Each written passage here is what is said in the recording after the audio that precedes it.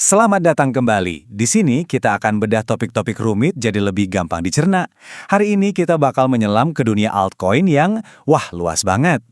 Pasti banyak yang mikir kalau Bitcoin itu udah kayak emas digital, kenapa sih harus ada ribuan cryptocurrency lain? Nah, pertanyaan ini penting banget karena jawabannya itu ngebuka cerita seru soal evolusi dunia digital kita. Jadi jawabannya itu semacam cerita tiga babak. Pertama, ada ledakan ambisi dan ide-ide baru. Terus muncul kekacauan digital yang luar biasa. Dan sekarang kita lagi di fase, ya sebut saja fase pencarian jati diri. Mencari masa depan dunia online kita.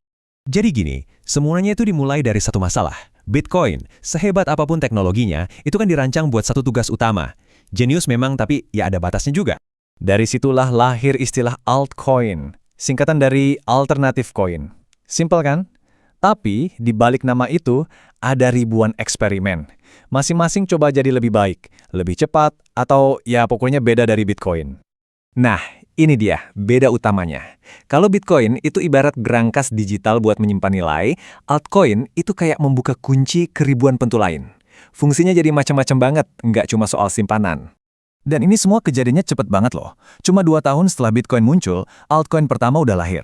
Sebut saja ini gelombang pertama. Dan mereka datang dengan tujuan yang sangat berbeda. Ada yang tujuannya simple, kayak Litecoin. Mereka cuma pengen jadi Bitcoin yang lebih baik, lebih cepat buat transaksi harian. Coba bandingin, waktu bloknya cuma 2,5 menit, sementara Bitcoin butuh 10 menit. Jauh kan bedanya? Kutipan dari penciptanya, Charlie Lee, ini ngejelasin semuanya. Dia bilang, saya ingin menciptakan sesuatu yang seperti perak untuk emasnya Bitcoin. Keren kan analoginya? Ambisinya jelas, bikin kripto jadi lebih praktis buat kita pakai sehari-hari. Tapi nggak semua orang mikir sesederhana itu. Ada developer lain yang visinya jauh lebih liar.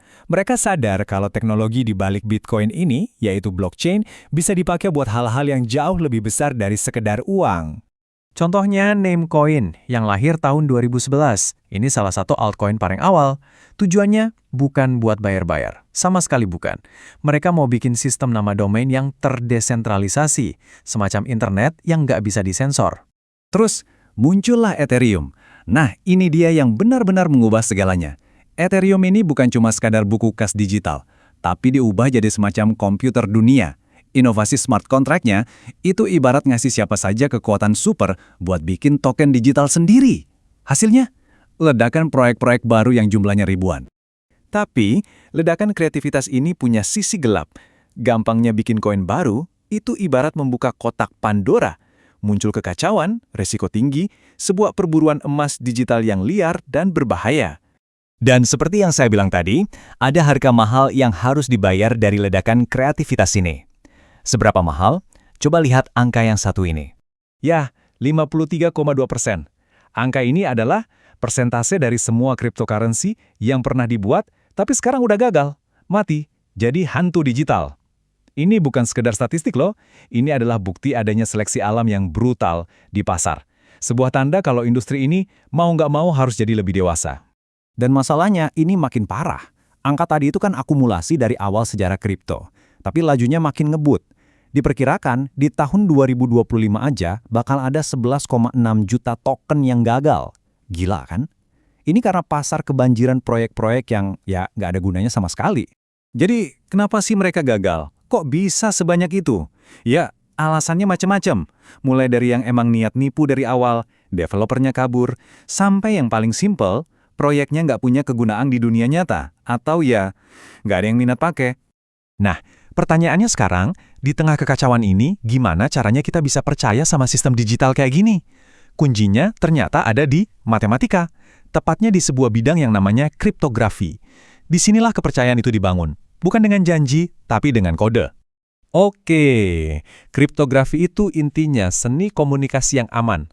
Dia pakai prinsip matematika buat mastiin data itu asli, rahasia, dan nggak bisa diubah-ubah. Jadi, kita bisa percaya sama sistemnya tanpa perlu perantara kayak bank. Aturan mainnya itu udah ditanam langsung di dalam kode. Nggak bisa dinego. Biar gampang, bayangin gini deh. Anda punya kunci publik. Ini kayak alamat kotak surat. Siapa aja boleh kirim surat ke situ. Tapi buat ngebuka kotak suratnya, Anda butuh kunci pribadi. Cuma Anda yang punya. Artinya, cuma Anda yang bisa akses isinya, cuma Anda yang bisa pakai dana Anda. Aman, tanpa perlu ada satpam yang jagain. Nah, setelah seleksi alam yang brutal tadi, kita masuk ke babak baru. Proyek-proyek yang berhasil selamat ini beda. Mereka udah nggak terlalu fokus ke hype atau biar viral. Fokus mereka sekarang adalah gimana caranya memecahkan masalah di dunia nyata.